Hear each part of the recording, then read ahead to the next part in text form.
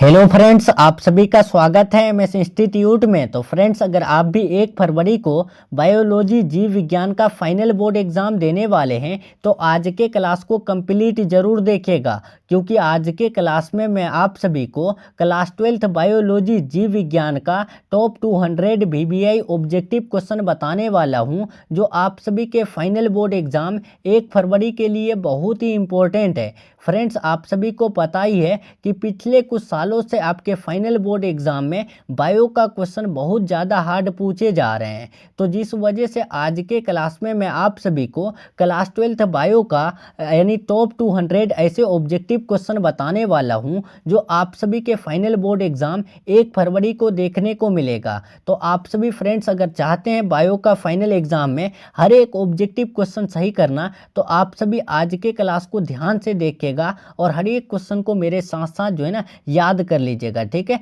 और कोई भी क्वेश्चन में आप सभी को डाउट रहे तो कमेंट बॉक्स में ज़रूर पूछिएगा, ठीक है। प्यारे स्टूडेंट, मैं आपको बायो का ये जो 200 VBI ऑब्जेक्टिव क्वेश्चन बताने वाला हूँ, ये आपका क्वेश्चन बैंक के साथ साथ मॉडल पेपर, मॉडल सेट और आपका जो यानी जितना भी हार्ड क्वेश्चन है सबको मिक्स करके लाया हूँ, ठीक है, जो आपके फाइनल एग्जाम के लिए बहुत बहुत इंपॉर्टेंट है। तो प्यारे स्टूडेंट, प्लीज़ रिक्वेस्ट है आप सभी इस क्लास को ध्यान से देखिएगा और हर एक क्वेश्चन को याद कर लीजिएगा, ठीक है। अगर आप सभी की यानी आज के क्लास का ये बायो का 200 क्वेश्चन याद कर लेते हैं तो श्योर है आपका फाइनल एग्जाम का 50% तैयारी हो जाएगा, यानी कि ऑब्जेक्टिव का, ठीक है। तो आप सभी ध्यान से देख लीजिएगा, ठीक है। और अगर 100% लर्ने वाला गेस क्वेश्चन चाहते हैं तो इस नंबर में कॉल या मैसेज करके ले सकते हैं, ठीक है। या फिर नंबर आपको यहाँ पर मैं दे देता हूँ स्क्रीन में, देखिए नंबर है 7366865888, ठीक है। इस नंबर में आपको कॉल या मैसेज करना है, आपको जो है ना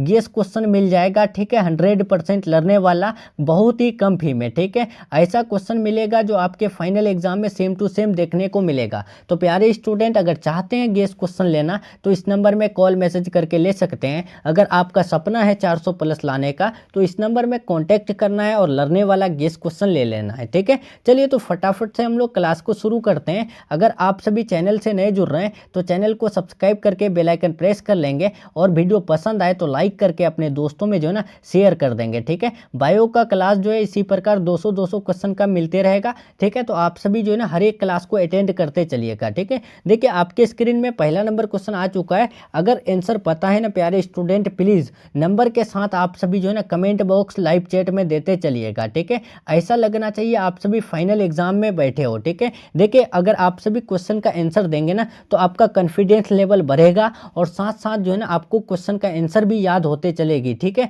तो देखिए यहाँ पहला नंबर क्वेश्चन आ चुका है, अब आंसर देंगे। पूछा गया है बिना निषेचन के फल निर्माण को क्या कहते हैं। देखिए जब बिना निषेचन के फल का निर्माण हो तो उसको हम लोग क्या कहते हैं, अपयुग्मन, असंग जनन, अनिषेक जनन, इनमें से सभी। तो याद रखिएगा उसे अनिषेक जनन कहते हैं, ठीक है। एक का राइट आंसर सी हो जाएगा, ठीक है। चलिए दूसरा नंबर बढ़ते हैं। पूछा गया है निम्नलिखित में सही का चुनाव करें। देखिए इनमें से कौन सही है आपको बताना है फटाफट से कमेंट बॉक्स में, ठीक है।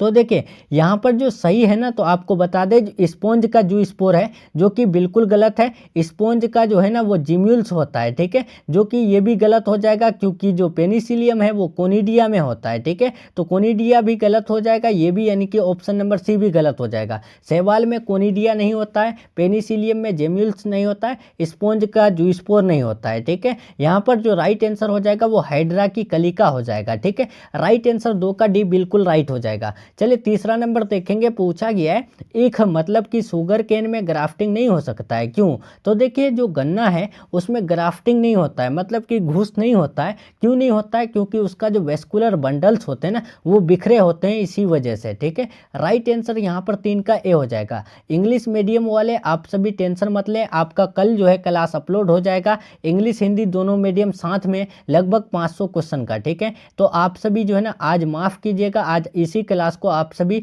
देख सकते हैं, याद कर सकते हैं, कोई दिक्कत नहीं है, ठीक है। देखिए 4 नंबर, किसके लिए लैंगिक प्रजनन जिम्मेदार होता है। देखिए जो सेक्सुअल रिप्रोडक्शन जिम्मेदार होता है तो वो किसके लिए, तो आप याद रखिएगा द्विगुणित अवस्था को बनाने हेतु, ठीक है। इसका right answer option number A बिल्कुल राइट हो जाएगा, ठीक है। जो डिप्लॉयड स्टेज है उसको बनाने हेतु सेक्सुअल रिप्रोडक्शन बहुत ही उत्तरदायी है या फिर जिम्मेदार है, ठीक है। चलिए प्यारे स्टूडेंट 5 नंबर देखते हैं। पुदीना में कायिक प्रवर्धन करता है। देखिए जो पुदीना है यानी कि मिंट, वो कायिक प्रवर्धन किसके द्वारा करता है, अंतर भूस्तरीय, ऊपरी भूस्तरीय, भूस्तरीय या फिर परकंद। तो याद रखिएगा जो मिंट है वो कायिक प्रवर्धन करता है तो वो जो है ना अंतर भूस्तरीय यानी कि शकर द्वारा, ठीक है। राइट आंसर 5 का ए हो जाएगा। चलिए 6 नंबर देखते हैं, आपके स्क्रीन में आ चुका है। पूछा गया है कुकुर का संभावित जीवन काल क्या होता है। प्यारे स्टूडेंट मैंने ये क्वेश्चन आपको बताया था जब 30 क्वेश्चन का सीरीज कराया था। अगर आप सभी किए होंगे तो आपको अच्छे से पता है कि जो कुत्ता है उसका संभावित जीवन काल कितना होता है। तो आप सभी से उम्मीद है कमेंट बॉक्स में आंसर दे चुके हैं कि 20 साल, ठीक है। राइट आंसर ए हो जाएगा। तोता का आपको बताए थे, तोता का कितना साल होता है, ये भी क्वेश्चन आपके फाइनल एग्जाम में पूछा गया है। तो आप याद रखिएगा तोता का जो अधिकतम उम्र होता है यानी कि जीवन काल होता है 140 साल होता है, और कुत्ता का जो संभावित जीवन काल होता है वो 20 साल होता है, ठीक है।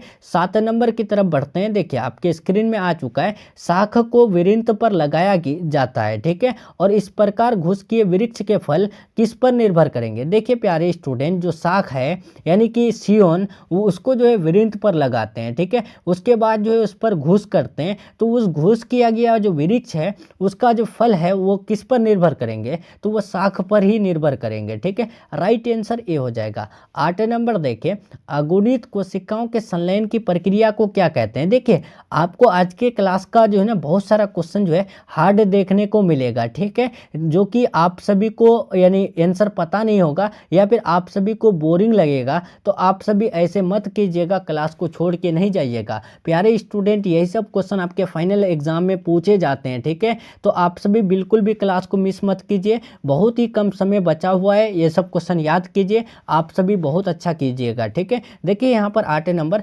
अगुणित कोशिकाओं के संलयन की प्रक्रिया को हम लोग क्या कहते हैं, तो याद रखिएगा सिनगेमी यानी कि संयुग्मन कहते हैं, ठीक है। राइट आंसर डी हो जाएगा।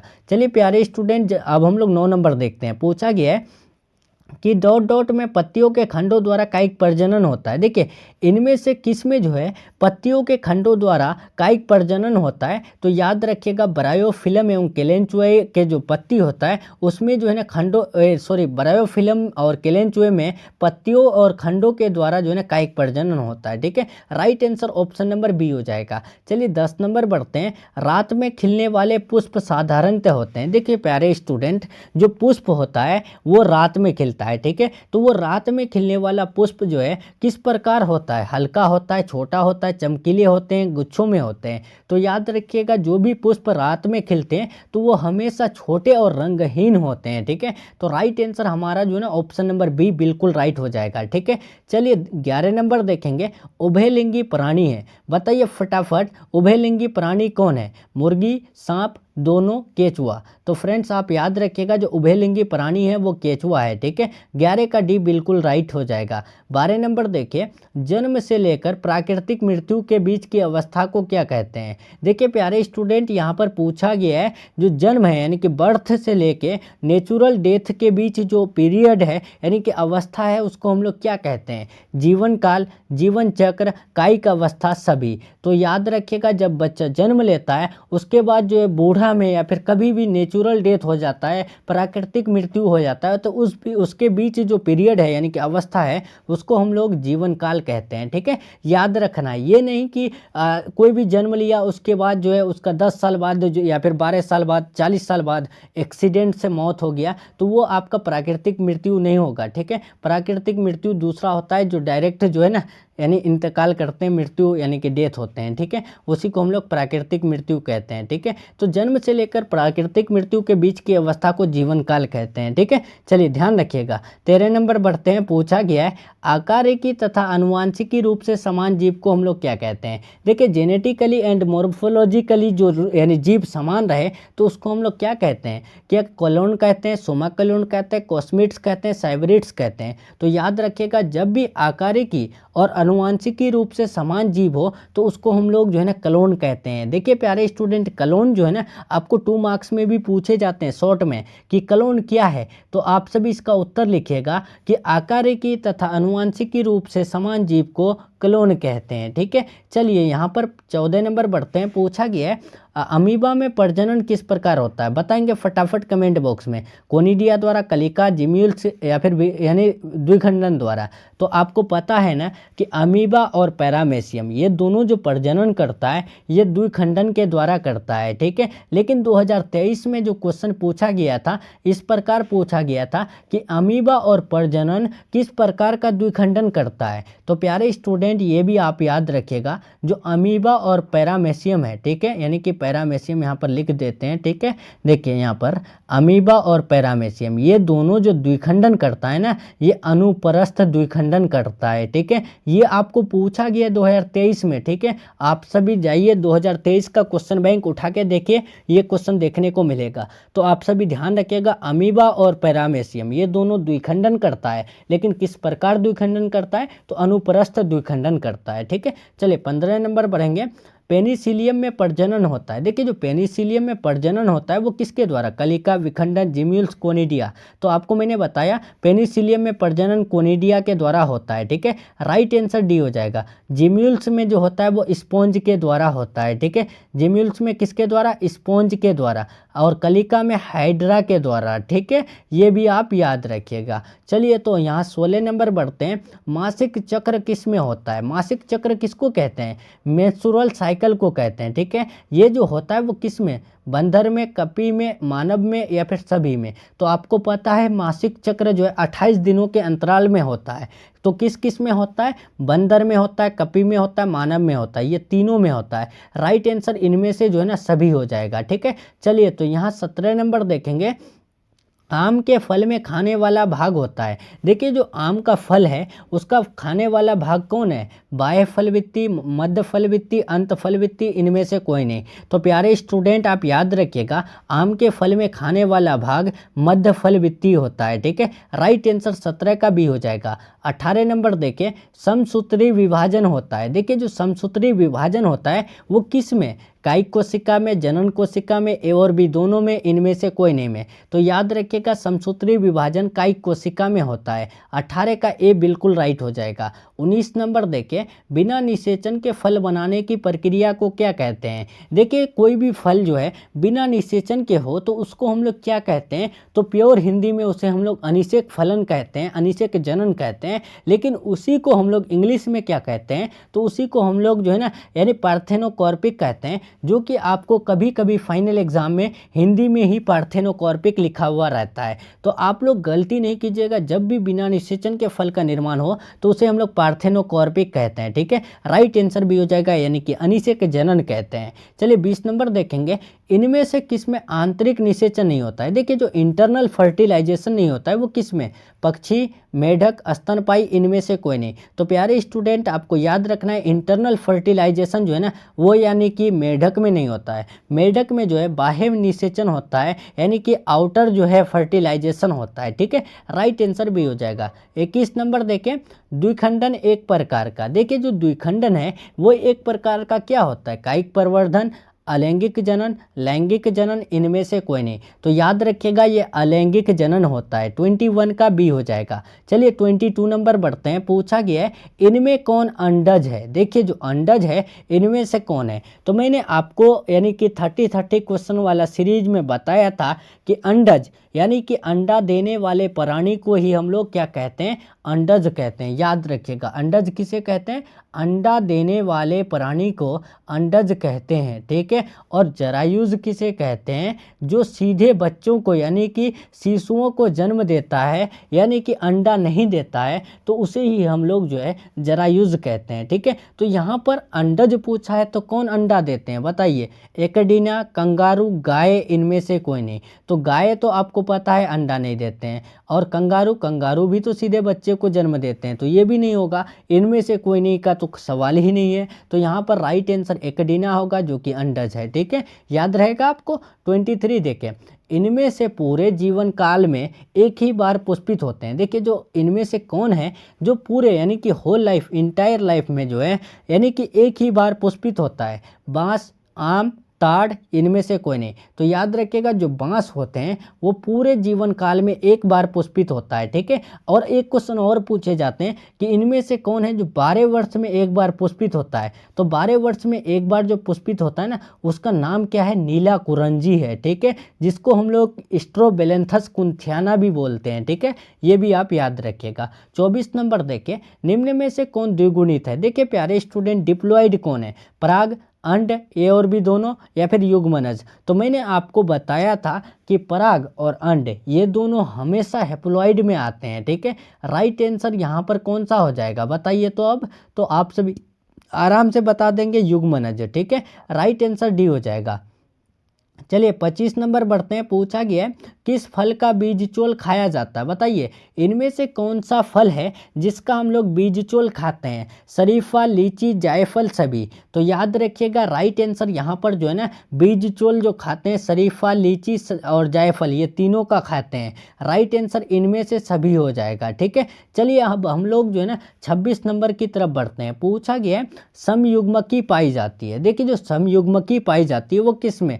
शैवाल में, आवृतबीजी में, अनावृतबीजी में, इनमें से सभी में? फटाफट कमेंट बॉक्स में बताइए आंसर आप सभी। तो बहुत अच्छा याद रखिएगा समयुग्मकी शैवाल में पाई जाती है, ठीक है। 26 का राइट आंसर यहाँ पर ए हो जाएगा। 27 नंबर देखें, अंडपर्जक निम्नांकित में कौन है? प्यारे स्टूडेंट जो अंडपर्जक है यानी कि आपको मैंने बताया कि अंडपर्जक या फिर अंडक, अंडज यानी कि ऐसा जीव जो सीधे अंडे देते हैं, ठीक है, यानी कि अंडा देने वाले प्राणी अंडज या फिर अंडपर्जक कहलाता है। तो बताइए कौन है यहाँ पर अंडज? सांप अंडा देते हैं, जी हाँ बिल्कुल अंडा देते हैं। मगरमच्छ ये भी अंडा देते हैं, मुर्गी ये भी अंडा देती है। तो राइट आंसर कौन सा होगा? इनमें से सभी होगा कि नहीं होगा, ठीक है। राइट आंसर डी हो जाएगा। चलिए 28 नंबर देखे, पूछा गया है निम्नांकित में कौन जो है सत्य फल है? देखिए इनमें से कौन है जो ट्रू फ्रूट्स है? सेब, नाशपाती, काजूला, नारियल? तो याद रखिएगा ट्रू फ्रूट्स ये जो है ना आपका यानी कि नारियल हो जाएगा, ठीक है। राइट आंसर डी हो जाएगा। 29 देखिए, मुकुलन द्वारा जनन किस में होता है? प्यारे स्टूडेंट जो मुकुलन द्वारा जनन होता है तो वो किस में यानी किस में होता है? पेनिसिलियम, पैरामेसियम, ईस्ट, इनमें से सभी? तो आपको बताए मुकुलन द्वारा जनन किस में होगा? तो आराम से बता देंगे पेनिसिलियम में किसके द्वारा होता है? कोनिडिया के द्वारा होता है कि नहीं? बताइए, बताए कि नहीं इससे पहले? और पैरामेसियम में क्या होता है? द्विखंडन द्वारा होता है। कौन सा द्विखंडन? तो यानी कि अनुप्रस्थ द्विखंडन द्वारा होता है। तो यहाँ पर right answer option number C हो जाएगा, ईस्ट, ठीक है। चलिए तो अब हम लोग 30 नंबर बढ़ते हैं। निम्न में कौन मिथ्या फल है? बताएंगे मिथ्या फल यानी कि फॉल्स फ्रूट कौन है? सेब, आम, केला, इनमें से कोई नहीं। देखिए जो सेब होते हैं ये फॉल्स फ्रूट होते हैं जिसको हम लोग मिथ्या फल यानी कि असत्य फल कहते हैं। सो राइट आंसर यहाँ हमारा ऑप्शन नंबर ए बिल्कुल राइट हो जाएगा, ओके। चलिए 31 नंबर बढ़ते हैं। पूछा गया है इनमें द्विखंडन किस में पाया जाता है? देखिए जो द्विखंडन पाया जाता है वो किस में? जलकुंभी, कमल, अमीबा, सर्प? तो याद रखिएगा द्विखंडन जो पाया जाता है तो वो यानी कि जलकुंभी में पाया जाता है। यहाँ पर कौन सा राइट आंसर होगा? सॉरी यहाँ पर सी होगा, अमीबा में, ठीक है। बताए ना आपको द्विखंडन अमीबा और पैरामेसियम में पाया जाता है, ठीक है। गलती बिल्कुल भी नहीं करना है, ठीक है, मेरे जैसा। तो आपको याद रखना है द्विखंडन किस में होता है? अमीबा में, ठीक है। राइट आंसर सी हो जाएगा। और पैरामेसियम में भी द्विखंडन होता है, लेकिन किस प्रकार द्विखंडन होता है? तो अनुप्रस्थ द्विखंडन होता है। चलिए 32 नंबर बढ़ते हैं। जेम्यूल्स बनते हैं। देखिए जो जेम्यूल्स बनते हैं तो वो किस में? हाइड्रा में, स्पॉन्ज में, ईस्ट में, या फिर इनमें से सभी में? तो याद रखिएगा जेम्यूल्स स्पॉन्ज में बनते हैं, स्पंज में बनते हैं, ठीक है। राइट आंसर भी हो जाएगा। 33 देखिए, पूछा गया है लीची का खाया जाने वाला भाग कहलाता है। देखिए जो लीची का हम लोग भाग कहते हैं यानी कि खाते हैं तो उसको हम लोग क्या कहते हैं? टेगमेन, भ्रूणपोष, अध्यावरण, बीजचोल? बताइए, पता है ना आपको? आपको तो पता होगा एरिल, जो कि यहाँ पे ऑप्शन में नहीं है। तो अब आप सभी का यानी यहाँ पर माइंड काम नहीं कर रहा है कि कौन सा आंसर लगाएं। तो आप सभी याद रखिएगा यहाँ पर लीची का खाया जाने वाला जो भाग है ना उसको हम लोग कहते हैं बीजचोल, ठीक है। राइट आंसर डी होगा, जिसको हम लोग कहते हैं एरिल भी, ठीक है, यानी कि प्योर इंग्लिश में एरिल भी कहते हैं, ARIL, ठीक है, याद रहेगा। चलिए 34 बढ़ते हैं। पूछा गया है निम्न में कौन ओस्ट्रस साइकिल नहीं होता है, इनमें से किस में है जो ओस्ट्रस साइकिल नहीं होता है। तो यहाँ से क्वेश्चन को सीधे अपने माइंड में घुमा लीजिए कि मेंस्ट्रुअल साइकिल होता है, मतलब कि यानी कि जो मासिक चक्र होता है, यानी मासिक चक्र जिसको हम लोग यानी कि ऋतुस्राव चक्र कहते हैं, ठीक है। देखें इसको हम लोग क्या कहते हैं, यानी मेंस्ट्रुअल साइकिल को ऋतुस्राव चक्र यानी कहते हैं, ठीक है, और ओस्ट्रस साइकिल को मध्य चक्र कहते हैं। तो बताइए यहाँ पर जो ओस्ट्रस साइकिल नहीं होता है, मतलब कि मध्य चक्र नहीं होता है, ऋतुस्राव चक्र होता है, तो किस में होता है, गाय में, भेड़ में, बंदर में या फिर कुत्ता में। तो पता है ना आपको, जो बंदर है, मनुष्य है, यानी कि लंगूर है, ये सब में क्या होता है, मेंस्ट्रुअल साइकिल होता है, ना कि oestrus cycle. So right answer option number C. चलिए 35 बढ़ते हैं। निम्नलिखित में कौन द्विलिंगी नहीं है, इनमें से कौन है जो द्विलिंगी नहीं है, फीता कृमि, कुत्ता, जोंक, स्पंज। तो द्विलिंगी की बात करें तो वो कुत्ता नहीं है, ठीक है। राइट आंसर 35 का बी हो जाएगा। चलिए 36 नंबर क्वेश्चन की तरफ बढ़ते हैं। पूछा गया है, देखिए प्यारे स्टूडेंट, यहाँ पर पूछा गया है निम्नलिखित में से किसमें युग्मक स्थानांतरण के लिए जल की आवश्यकता नहीं होती है। इनमें से किसमें है जब हम लोग युग्मक का स्थानांतरण करेंगे, मतलब कि ट्रांसपोर्ट करेंगे, तो उसके लिए पानी का आवश्यकता यानी कि ज़रूरत नहीं पड़ता है। शैवाल में ब्रायोफाइट्स, रेडियोफाइट्स, जिम्नोस्पर्म। तो याद रखिएगा इसका right answer option number D हो जाएगा, जिम्नोस्पर्म, ठीक है। चलिए यहाँ पर अब हम लोग चलते हैं 37 नंबर। भ्रूण के विकास की प्रक्रिया को कहते हैं। देखिए जब भ्रूण का विकास होता है तो उस प्रक्रिया को क्या कहते हैं, तो याद रखिएगा 37 का राइट आंसर सी हो जाएगा, एम्ब्रायोजेनेसिस कहते हैं, ठीक है। 37 का सी बिल्कुल राइट हो जाएगा। 38 देखिए युग्मक के संलयन को क्या कहते हैं। देखिए जब युग्मक का संलयन होता है या फिर संचयन होता है, यानी कि फर्टिलाइजेशन होता है, निषेचन होता है, तो उसको हम लोग क्या कहते हैं, तो याद रखिएगा उसे हम लोग सिनगेमी कहते हैं, जो कि यहाँ पर किसी जो है कैसे आ गया हमको खुद नहीं पता। देखिए युग्मक के संचयन को क्या कहते हैं, सिनगेमी कहते हैं। 38 का राइट आंसर भी हो जाएगा। 39 देखेंगे 39। निम्न में से कौन पत्ती के अग्रभाग द्वारा जनन करता है, इनमें से कौन है जो पत्ती के आगे वाला भाग द्वारा जनन करता है। वॉकिंग फर्न, स्प्राउट लीफ पौधा का, मार्केंसिया या फिर मास। तो पता है आपको कौन पत्ती के आगे वाला भाग से जनन करता है, तो याद रखिएगा, नहीं पता है ना, वॉकिंग फर्न, ठीक है। वॉकिंग फर्न पत्ती के आगे वाला भाग द्वारा जो है ना जनन करता है, रिप्रोडक्शन करता है, ठीक है। चलिए 40 नंबर देखते हैं। आलू के कंद में आंखें होती है। देखिए आलू का जो कंद है उसमें जो आंखें होती है वो कैसा, पुष्प कलिकाएँ, पर्रो कलिकाएँ, कक्षस्थ कलिकाएँ, मूल कलिकाएँ। तो याद रखिएगा आलू के कंद में आंखें जो होते हैं वो पर्रो कलिकाएँ होते हैं ना। राइट आंसर सी हो जाएगा। चलिए कक्षस्थ कलिकाएँ होते हैं, राइट आंसर सी हो जाएगा। 41 नंबर देखिए निम्न में कौन सा पादप उभयलिंगीय होता है, इनमें से कौन सा पादप है जो उभयलिंगीय होता है। मार्केंसिया, पाइनस, साइकस, पपीता। प्यारे स्टूडेंट बताइए, बहुत बहुत इंपॉर्टेंट क्वेश्चन है, हर क्वेश्चन में इंपॉर्टेंट बताना जरूरी नहीं है। ये 200 क्वेश्चन आपके फाइनल एग्जाम के लिए इंपॉर्टेंट है, आपको याद करना ही है, ठीक है। तो आपको कैसे भी हो याद करना ही है, बार बार इंपॉर्टेंट मैं नहीं बोलूँगा, ठीक है। आपको अगर बेहतर मार्क्स लाना है तो क्लास को अच्छे से देखना है, नहीं लाना है कोई बात नहीं, प्यारे स्टूडेंट छोड़ के जा सकते हैं। देखिए इनमें से कौन सा पादप है जो उभयलिंगीय होता है, तो याद रखिएगा 41 का राइट आंसर जो ना ऑप्शन नंबर बी हो जाएगा, पाइनस, ठीक है। चलिए 42 बढ़ते हैं। निम्न में कौन एकलिंगी है। देखिए जो एकलिंगी है वो कौन है, सरसों, अड़हुल, पपीता, इनमें से कोई नहीं। तो आपको पता है ना कि जो पपीता होता है ये एकलिंगी होता है, राइट आंसर सी हो जाएगा। चलिए 43 बढ़ते हैं। अंडाणु बनने की विधि को क्या कहते हैं। देखिए जब अंडाणु बनता है तो उस प्रक्रिया को हम लोग क्या कहते हैं, तो उसे हम लोग यानी अंडजनन कहते हैं, ठीक है। Right answer option number A हो जाएगा। 44 नंबर देखिए शुक्राणु बनने की क्रियाविधि को क्या कहते हैं। देखिए जब स्पर्म का फॉर्मेशन होता है तो उसको हम लोग जो है ना स्पर्मेटोजेनेसिस कहते हैं, यानी कि शुक्राणु जनन कहते हैं। Right answer option number A हो जाएगा। 45 देखिए अलैंगिक जनन में कितने जीव भाग लेते हैं। देखिए जो अलैंगिक जनन है यानी कि एसेक्सुअल रिप्रोडक्शन, उसमें कितने जीव भाग लेते हैं, तो याद रखना है आपको, गलती नहीं करना है, उसमें एक जीव भाग लेते हैं, ठीक है। और लैंगिक जनन में 2 जीव भाग लेते हैं, ठीक है। चलिए यहाँ पर आप 46 देखते हैं। पूछा गया है पौधों में अलैंगिक जनन निम्न में से किस विधि द्वारा हो सकता है। देखिए जो पौधों में एसेक्सुअल रिप्रोडक्शन होता है तो कौन से विधि, कौन से प्रकार द्वारा, मुकुलन द्वारा, विखंडन, विभाजन, सभी। तो याद रखिएगा पौधों में अलैंगिक एसेक्सुअल रिप्रोडक्शन मुकुलन के द्वारा भी होता है, विखंडन द्वारा भी होता है और विभाजन के भी द्वारा होता है। So right answer option number D हो जाएगा, इनमें से सभी। ठीक है, चलिए 47 बढ़ेंगे। कायिक जनन निम्न में से किस प्रकार होता है, बताइए।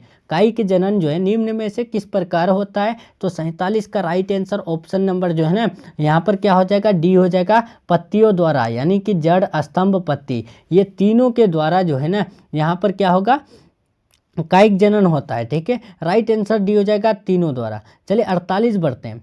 एकलिंगता की स्थिति को उल्लिखित करने के लिए किस शब्द का प्रयोग करते हैं। देखिए एकलिंगता की स्थिति को दर्शाने या कि फिर बताने के प्रक्रिया जो कहलाता है वो क्या कहलाता है। तो याद रखिएगा एकलिंगाश्रयी कहलाता है।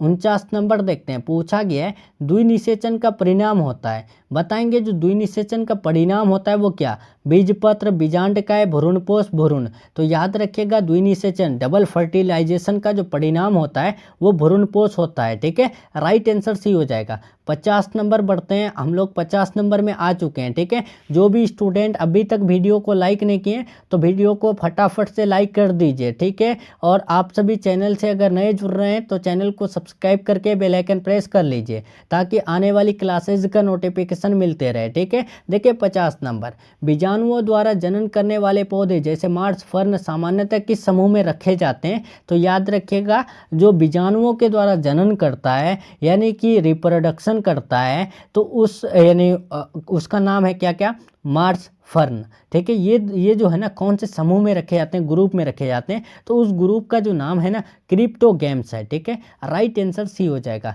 चलिए तो प्यारे स्टूडेंट 51 नंबर बढ़ते हैं। ठीक है, उससे पहले प्यारे स्टूडेंट 100% लर्नने वाला अगर गेस्ट नोट्स चाहते हैं ना तो आप सभी के पास बहुत ही कम समय बचा हुआ है। अगर कम समय में कम क्वेश्चन याद करके बेहतर मार्क्स लाना चाहते हैं तो इस नंबर में कॉल मैसेज करके आप सभी गेस्ट नोट्स ले लीजिए। ठीक है, बहुत कम क्वेश्चन मिलेगा प्यारे स्टूडेंट। ठीक है, मुश्किल से 100 क्वेश्चन मिलेगा, आप सभी को याद कर लेना है और फाइनल एग्जाम में बैठ जाना है। मैं आपको गारंटी देता हूँ, सबसे पहले पेपर बना के आइएगा। ठीक है, तो गेस क्वेश्चन आप सभी को इस नंबर में कॉल मैसेज करके ले लेना है। ठीक है, देखिए 51 नंबर, साइकस में परागन होता है। साइकस में परागन जो है किस अवस्था में होता है, 3 कोशिकीय की अवस्था, 4 कोशिकीय की अवस्था, 2 कोशिकीय की अवस्था, 1 कोशिकीय की अवस्था में। तो याद रखेगा 3 कोशिकीय अवस्था में। ठीक है, चलिए 52 नंबर क्वेश्चन की तरफ बढ़ते हैं। एंथेसिस की परिघटना संबंधित है। देखिए जो एंथेसिस की परिघटना है वो किससे संबंधित है। तो याद रखिएगा पुष्प कलिका का खुलना से संबंधित है।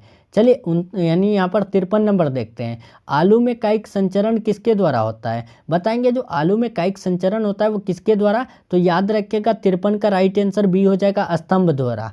देखिए 54 नंबर, एक ही फल के भीतर पराग कोषों से परागकणों का वर्तिकाग्र में पहुंचना क्या कहलाता है। देखिए एक ही फल है, ठीक है, उसी के भीतर पराग कोषों से परागकणों का वर्तिकाग्र में पहुंचना क्या कहलाएगा। तो स्वपरागन कहलाएगा। ठीक है, right answer option number A हो जाएगा। चलिए 55 देखेंगे, अंडाशय से अंडा निकलने की प्रक्रिया को क्या कहते हैं। देखिए जब अंडाशय से अंडा निकले तो उस प्रक्रिया को हम लोग क्या कहते हैं, तो उसे हम लोग अंडोत्सर्ग कहते हैं। ठीक है, और सीधे अंडा बने यानी कि अंडा बनने की प्रक्रिया को क्या कहते हैं, अंडजनन कहते हैं। ठीक है, ये भी आप याद रखिएगा। तो यहाँ पर राइट आंसर क्या होगा, अंडाशय से जब अंडा निकले तो उस प्रक्रिया को, वो जो काम होता है उस क्रिया को हम लोग जो कहते हैं अंडोत्सर्ग कहते हैं। ठीक है, चलिए 56 देखेंगे, निम्न में कौन एकलिंगी नहीं है। तिलचट्टा, कुत्ता, गाय, केचुआ। तो इनमें से कौन एकलिंगी नहीं है। तो याद रखिएगा जो कुत्ता होते हैं ये एकलिंगी नहीं होता है। राइट आंसर बी हो जाएगा क्योंकि ये द्विलिंगी में आता है। ठीक है,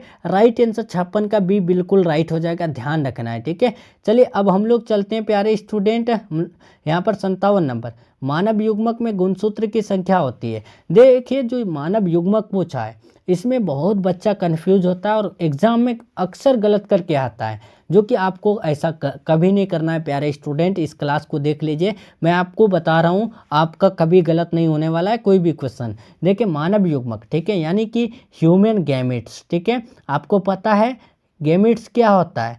गैमेट्स यानी कि युग्मक जो है वो हैप्लॉइड होता है, ठीक है। और बताइए मानव युग्मक यानी कि ह्यूमन गैमेट्स, उसमें जो क्रोमोजोम्स की संख्या होती है वो कितना होती है? तो आपको पता है ह्यूमन में कितना होता है, यानी कि मानव में गुणसूत्र की संख्या कितना होता है? 46 होता है। युग्मक क्या होता है? हैप्लॉइड होता है। तो इसका जो है आपको यानी कि मानव में गुणसूत्र पूछा है तो युग्मनज क्या होता है? युग्मनज जो है द्विगुणित होता है, मतलब कि दो युग्मक बन यानी दो युग्मक मिलकर के बना है, ठीक है। तो यहाँ पर देखिए एन का मान निकालेंगे तो कितना आएगा बताएंगे? 46/2 करेंगे तो 23 आएगा कि नहीं आएगा?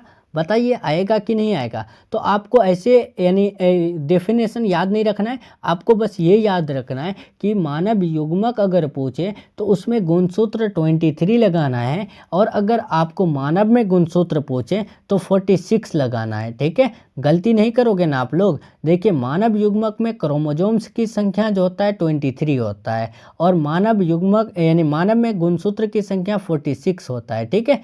ध्यान रहेगा, याद रहेगा, आपको गलती तो नहीं करेंगे ना। चलिए 58 बढ़ेंगे।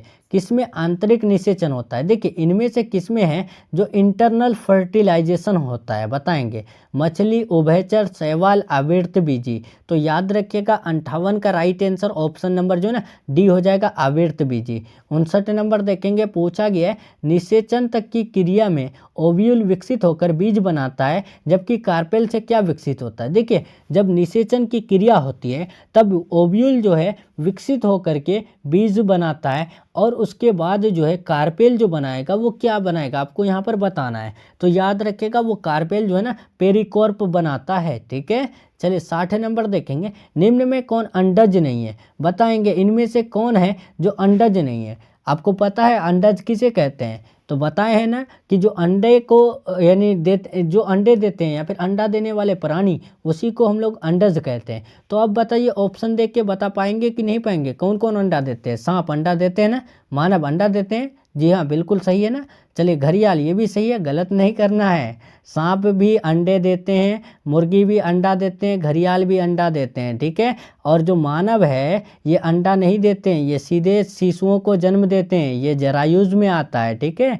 गलती नहीं करना है प्यारे स्टूडेंट, ठीक है। मानव कभी अंडा नहीं देते हैं, राइट आंसर डी हो जाएगा। चलिए यहाँ पर 61 नंबर बढ़ते हैं। इनमें किसमें जो है केवल एक बार अपने जीवन काल में पुष्प खिलते हैं? इनमें से किसमें है जो केवल अपने पूरे जीवन काल में एक बार पुष्प खिलता है? तो बांस में, राइट आंसर ए होगा। इनमें से किसमें 12 वर्ष में सिर्फ एक बार पुष्प खिलते हैं? तो 12 वर्ष में एक बार पुष्प खिलता है नीला कुरंजी में, राइट आंसर सी हो जाएगा। और ये जो है ना केरल और कर्नाटक में सबसे ज़्यादा जो है ना खिलता है, ये भी आप याद रखिएगा, ठीक है। और सबसे पहले कब खिला था? 2006 में खिला था। उसके बाद 12 साल बाद 2018 में खिला है। उसके बाद 12 साल बाद खिलेगा कब? 2030 में, ठीक है। तो आप सभी ध्यान रखिएगा, यानी कि 12 वर्ष में सिर्फ एक बार पुष्पित होता है, वो है नीला कुरंजी, जिसका नाम है स्ट्रोबेलेंथस कुंथियाना। 63 नंबर देखिए, परकंद का एक उदाहरण है, बताना है आपको परकंद का एक उदाहरण कौन है?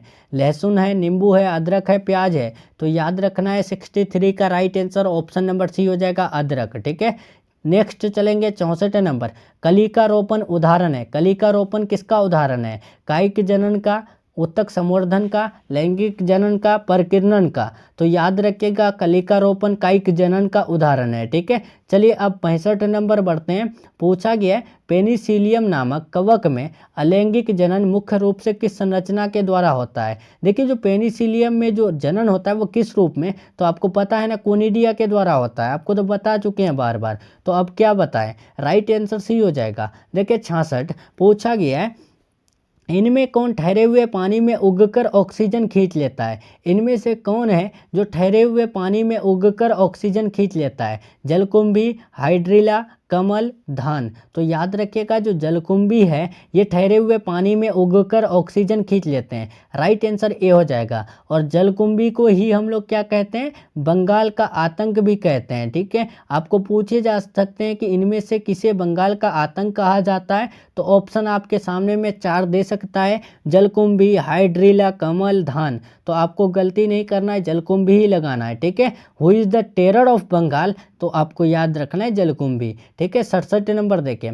गेमा द्वारा प्रजनन होता है। गेमा द्वारा जो प्रजनन होता है वो किस में, तो याद रखिएगा 67 का right answer option number C हो जाएगा, कुछ ब्रायोफाइटा में। चलिए 68 नंबर, मानव मादा में अंडे का निषेचन कहाँ होता है। देखिए जो ह्यूमन फीमेल होता है उसमें जो अंडे का निषेचन होता है वो किस कहाँ पे, तो याद रखिएगा वो फर्टिलाइजेशन ट्यूब फेलोपियन ट्यूब में, जिसको हम लोग फेलोपियन नलिका कहते हैं, ठीक है। उसी में मानव मादा के जो है ना अंडे का निषेचन होता है, ठीक है। याद रहेगा, गलती नहीं कीजिएगा प्लीज़, आप सभी से रिक्वेस्ट है, हर एक क्वेश्चन याद कर लेंगे, ठीक है। देखिए 69 नंबर, मानव नर में शुक्राणु भंडारण किस जंग यानी में होता है, किस जनन अंग में होता है, बताएंगे। देखिए जो मानव नर है, ह्यूमन मेल है, उसमें जो शुक्राणु का भंडारण होता है यानी कि शुक्राणु जो है स्टोरेज होता है, तो वो कौन से जनन अंग में, क्या वो शिश्न में, शुक्रवाहिका में, एपिडर्मिस में, या फिर जो है विड्सन में। तो याद रखिएगा जो शुक्रवाहिका होते हैं इसी में शुक्राणु का स्टोरेज होता है यानी कि भंडार होता है, ठीक है। Right answer option number B हो जाएगा, ध्यान रखिएगा, आप गलत नहीं कीजिएगा। 70 नंबर में आ चुके हैं। अगर प्यारे स्टूडेंट आप सभी गेस क्वेश्चन नहीं लिए ना, आप सभी इस नंबर में कॉल मैसेज करके गेस क्वेश्चन ले लीजिए, ठीक है। अगर आपको इस साल जो है ना गर्दा मचाना है तो यहाँ से इस नंबर में कॉल मैसेज करना है और आपको गेस क्वेश्चन ले लेना है। मैं आपको श्योर गारंटी दे रहा हूँ, सबसे पहले फाइनल एग्जाम दे करके आइएगा बायो का, ठीक है। या फिर आपको सभी सब्जेक्ट का ऐसा गेस क्वेश्चन चाहिए तो आप सभी ले सकते हैं बिल्कुल आराम से, बहुत ही कम फी में, ठीक है। और चैनल से नए जुड़ रहे हैं, चैनल को आप सभी सब्सक्राइब कर लेंगे, वीडियो पसंद आए लाइक करके अपने दोस्तों में शेयर कर देंगे, ठीक है। युग्मक में गुणसूत्र का सेट होता है, तो युग्मक में गुणसूत्र का सेट क्या होता है बताए हैं आपको कि युग्मक में गुणसूत्र का सेट जो होता है वो हैप्लॉइड होता है, एन होता है, ठीक है। और युग्मनज में जो गुणसूत्र का सेट होता है वो डिप्लॉइड होता है, 2n होता है, ठीक है। भ्रूणपोष में क्या होता है, त्रिगुणित होता है। देखिए 71 नंबर, अलैंगिक जनन में जीवधारियों की उत्पत्ति कितने जनकों के भाग लेने से होता है। अलैंगिक जनन में कितने जीव भाग लेता है, तो बता चुके हैं, एक जीव भाग लेता है। 72 देखिए, माता द्वारा दिए गए युग्मक और पिता द्वारा दिए गए युग्मक के संलयन से क्या बनता है। देखिए जो माँ के द्वारा दिया गया गैमेट्स है, ठीक है, यानी कि एन, और पिता के द्वारा दिया गया युग्मक यानी कि एन, ये दोनों मिलकर के क्या बनाएगा, 2n बनाएगा, जो कि आता है यानी युग्मनज, ठीक है। यानी कि युग्मक और युग्मक अगर संलयन हो तो उससे यानी कि युग्मनज का निर्माण होता है, ठीक है। राइट आंसर भी हो जाएगा। नेक्स्ट चलेंगे 73 नंबर, वह प्रक्रिया जिसके द्वारा नर युग्मक और मादा युग्मक बनते हैं कहलाता है। यहाँ पर बताना है इनमें से कौन सा प्रक्रिया है जिसके द्वारा नर युग्मक यानी कि male gametes and female gametes जो है बनते हैं, तो उस प्रक्रिया को क्या कहते हैं।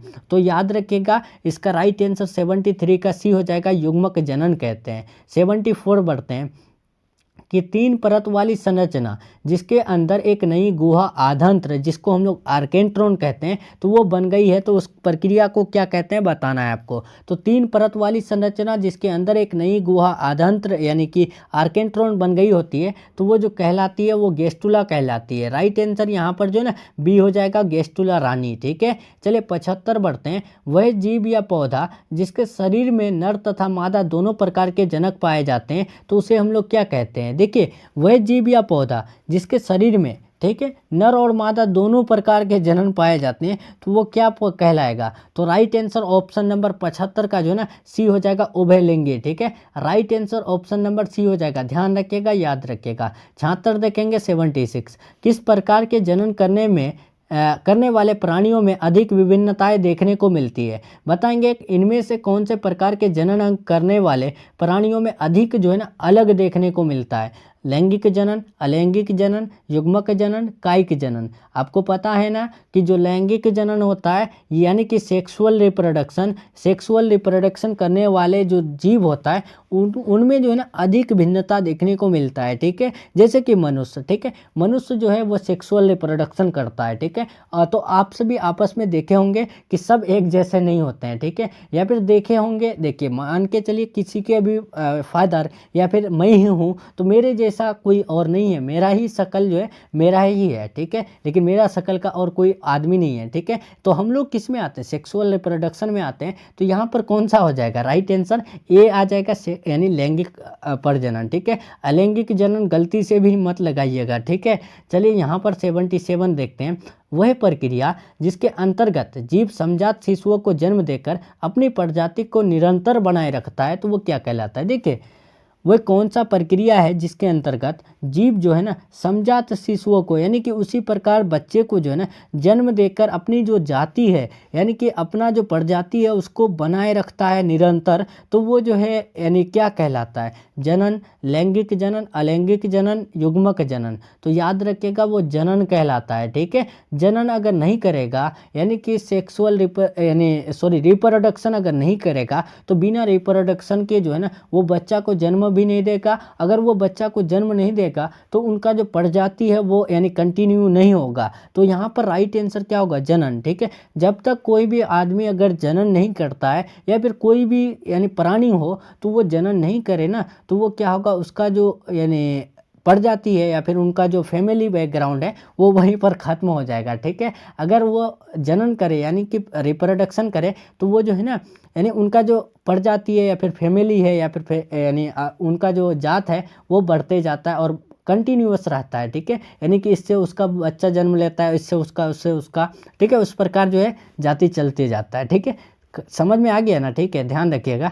चलिए 78 देखेंगे। जंतु जो शिशुओं को जन्म देते हैं वो क्या कहलाता है। तो याद रखिएगा जंतु जो शिशुओं को सीधे जन्म देते हैं तो उसे हम लोग जो है ना जरायुज कहते हैं, और अंडा देने वाले प्राणी अंडज कहलाते हैं, ठीक है। चलिए तो अब 79 देखेंगे। 79 अंडे से लेकर वयस्क तक बनने की संपूर्ण प्रक्रिया को क्या कहते हैं। देखिए जब अंडा देता है, अंडा देने के बाद वयस्क तक चले आता है, तो उस प्रक्रिया जो संपूर्ण प्रक्रिया है, पूरा प्रक्रिया, वो क्या कहलाता है। तो वो जो है ना निषेचन कहलाता है। 79 का नहीं, निषेचन नहीं कहलाएगा ना, वो गर्भाधान कहलाएगा, ठीक है। राइट आंसर यहाँ पर ए होगा, ध्यान रखिएगा। यहाँ पर 79 का ए कर देते हैं, ठीक है।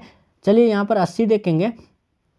प्लाज्मोटोमी किस में होता है, बहुत इंपॉर्टेंट क्वेश्चन है। जो प्लाज्मोटोमी होता है वो किस में, हाइड्रिला, ओपेलिना, प्लाज्मोडियम, बी और सी दोनों, यहाँ पर बी और सी होगा, बताएंगे।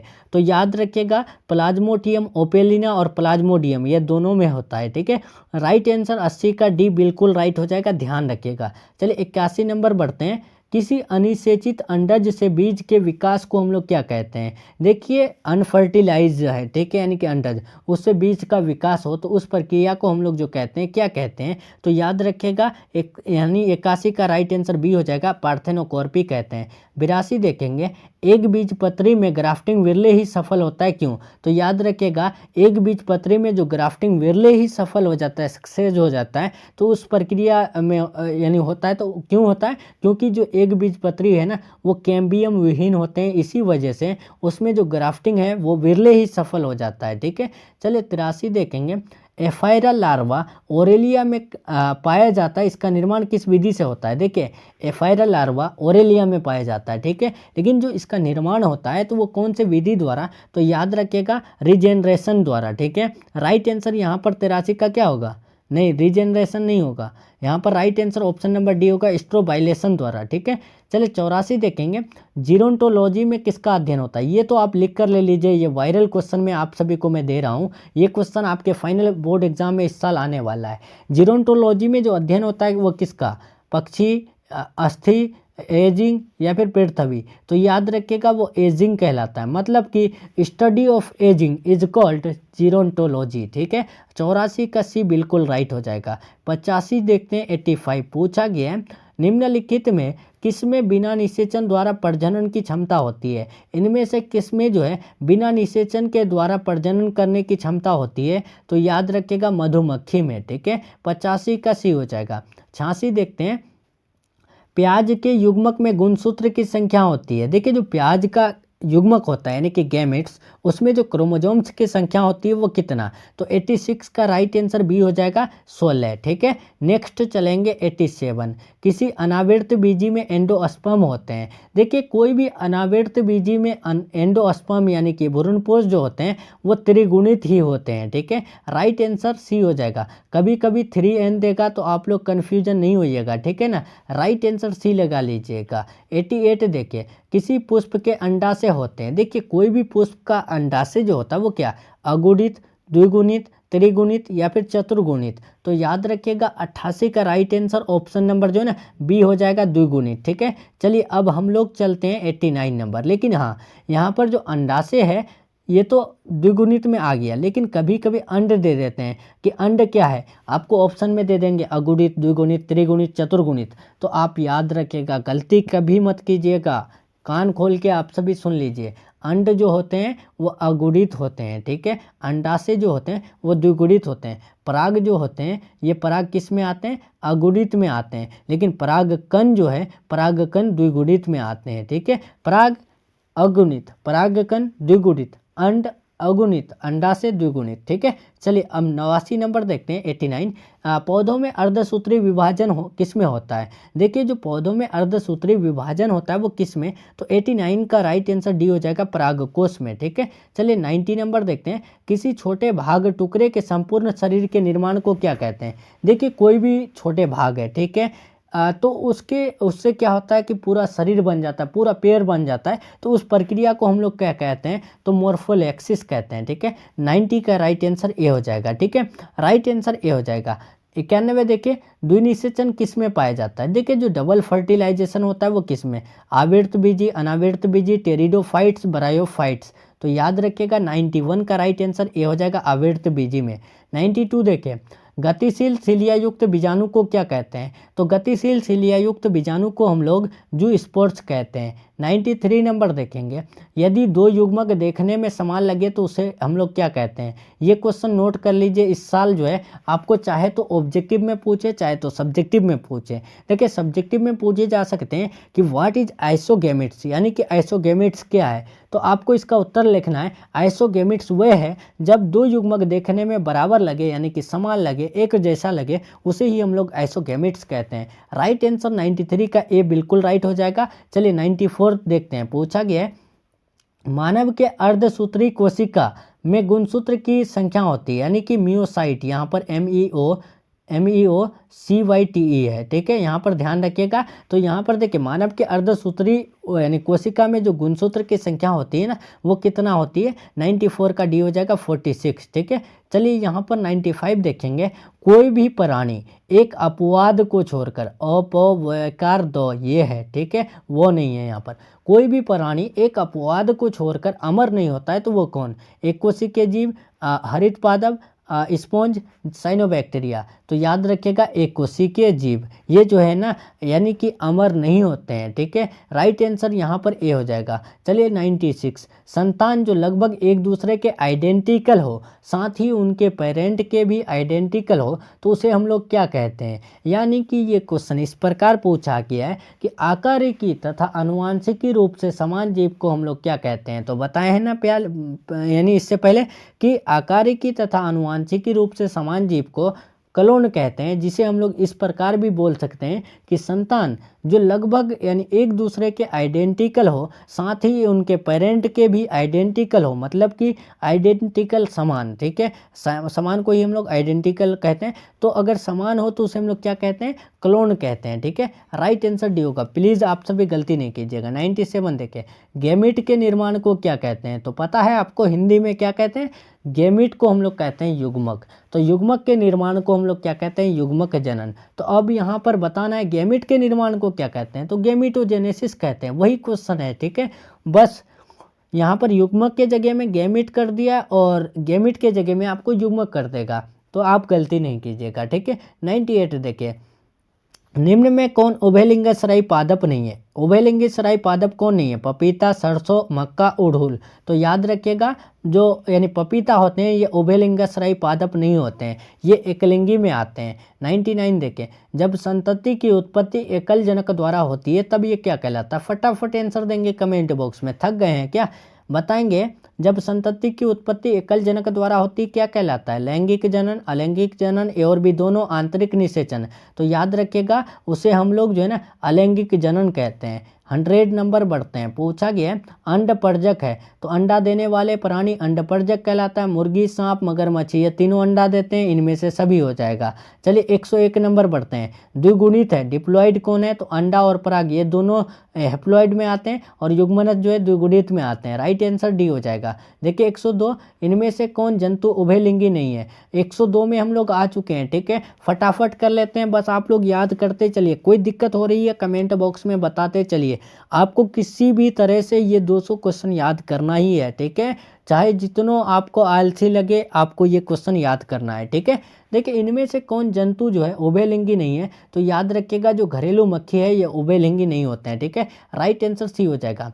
देखिए यहाँ 103, एसिटाबुलेरिया निम्न में से क्या है? आपको बताना है जो एसिटाबुलेरिया होते हैं ये क्या होते हैं? एकल कोशिका प्रोटीन, शैवाल, प्रोटोजोआ, जीवाणु। तो फ्रेंड्स आपको याद रखना है जो 103 का राइट आंसर जो है ना ऑप्शन नंबर बी हो जाएगा। एसिटाबुलेरिया एक शैवाल है, ठीक है। राइट आंसर बी हो जाएगा। चलिए यहाँ पर 104 बढ़ते हैं। पूछा गया है देखें कि निम्नांकित में से किस पौधे के प्रजातियों में बीज का उत्पादन असंग जनन द्वारा होता है? इनमें से किस पौधे के प्रजातियों में बीज का उत्पादन जो है ना असंग जनन द्वारा होता है? तो याद रखिएगा एस्ट्रेसिया एवं घास, ठीक है। चलिए यहाँ पर 105 देखेंगे। बंगाल का आतंक किसे कहा जाता है? तो बता चुके हैं आपको, टेरर ऑफ बंगाल, यानी कि बंगाल का आतंक जो है जलकुंभी को ही कहा जाता है। और यही जलकुंभी जो है ना ठहरे हुए पानी जो देखते होंगे तालाब में, ठीक है। तालाब में पानी जो रहता है वो ठहरा हुआ रहता है, लेकिन नदी में जो है वो बहाव रहता है, ठीक है। तो वो तालाब में देखे होंगे जलकुंभी, ठीक है। उसी में क्या होता है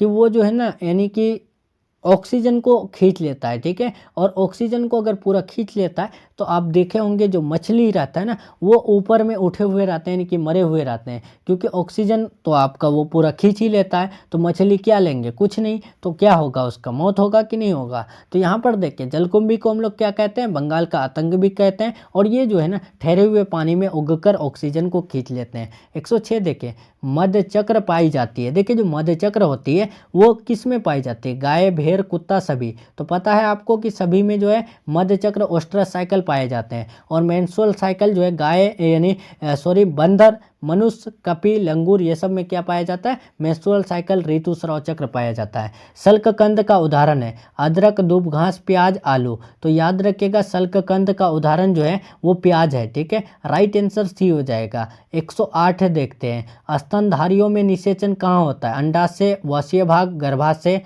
फेलोपियन नली। तो स्तनधारी में जो निषेचन होता है ना वो यानी फेलोपियन नली में, ठीक है। राइट आंसर डी हो जाएगा। 109 नंबर बढ़ते हैं। देखिए प्राकृतिक अनिषेक जनन यानी कि पार्थेनोजेनेसिस पाया जाता है। बहुत ही इंपॉर्टेंट क्वेश्चन है। तो पार्थेनोजेनेसिस जो है ना वो मधुमक्खी में पाया जाता है, ठीक है। राइट आंसर बी हो जाएगा। चलिए 110, आप लोग जो है ना 1 से लेके 200 क्वेश्चन का आंसर कमेंट बॉक्स में ईमानदारी के साथ देते चलिएगा, ठीक है। पहले तो आप लोग ऐसे ही याद कीजिएगा, फिर उसके बाद दोबारा रिवीजन के टाइम जो ना 2x में देखिएगा और रिवीजन करिएगा। तो हर एक क्वेश्चन का आंसर कमेंट बॉक्स में दीजिएगा, ठीक है। और रिवीजन तो हर हाल में करना है, बहुत इंपॉर्टेंट क्वेश्चन है ये सब।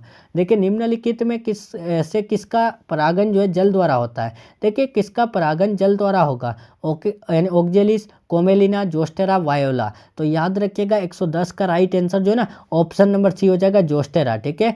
जोस्टेरा में जल द्वारा परागण होता है। 111, पिस्टिया में कायिक प्रवर्धन किसके द्वारा होता है? तो पिस्टिया में जो कायिक प्रवर्धन होता है ना याद रखिएगा ऑफसेट द्वारा, ठीक है।